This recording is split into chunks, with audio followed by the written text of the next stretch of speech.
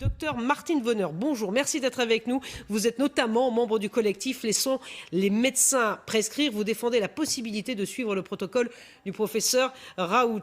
Le docteur Potet, évidemment, restez avec nous. Jean-Paul Ortiz, président de la Confédération des syndicats médicaux de France est avec nous. Et Martial Fraisse, membre de l'Académie de pharmacie, est également présent. Nous allons échanger d'abord sur ce traitement de la chloroquine qui a fait débat pendant toute la séquence, effectivement, du Covid, et maintenant que faire avec cette chloroquine. Docteur Martine Vonner, j'ai commencé par vous. Pourquoi défendez-vous effectivement ce protocole qui, semble-t-il, est remis en question par plusieurs études? Alors, j'aimerais faire une remarque sur cette étude dont tout le monde parle depuis 48 heures, la publication du Lancet. Donc d'abord, ce n'est pas une étude, mais vraiment une compilation de données issues de 671 hôpitaux de l'ensemble des continents.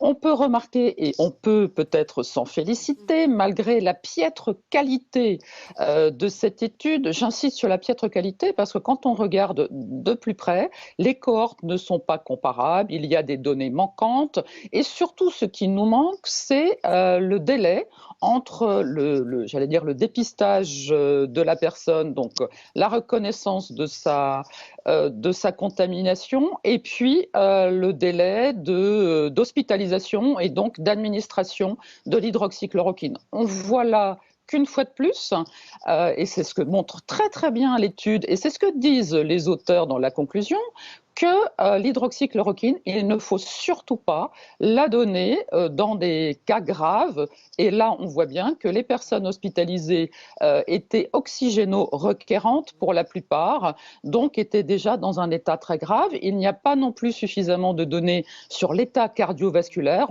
Or, on sait bien que l'hydroxychloroquine a un état, j'allais dire, quand le patient est déjà en insuffisance respiratoire, potentialise les effets cardiotoxiques, sans doute du Covid, ou en tout cas de l'effet inflammatoire suite au Covid. Donc, quelque part, Docteur Vonner, cette étude... je voudrais effectivement... Donc, effectivement, tout dépend du moment où l'hydroxychloroquine est prescrit. Martine Vonner?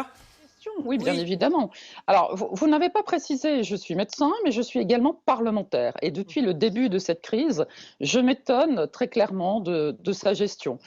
J'ai rejoint le collectif dès fin mars, dès que nous avons voté à l'Assemblée nationale l'état d'urgence sanitaire, parce qu'en même temps, ont été promulgués par le gouvernement 2 décrets des 25 et 26 mars qui retiraient la possibilité aux médecins libéraux de prescrire l'hydroxychloroquine. Or, on le voit là, et c'est ce que l'étude du Lancet nous confirme une fois de plus, c'est qu'il ne faut pas donner l'hydroxychloroquine quand les patients sont déjà dans un état grave, un état avancé, mais laisse sous-entendre que l'intérêt de l'hydroxychloroquine, notamment en matière de prophylaxie, de prévention, est tout à fait important. Donc j'espère que le Haut Conseil de santé publique, qui avait déjà donné un avis le 5 mars, écartant l'hydroxychloroquine au profit du remdesivir, donc là on peut se poser des questions parce que cet antirétroviral a des effets secondaires très très importants.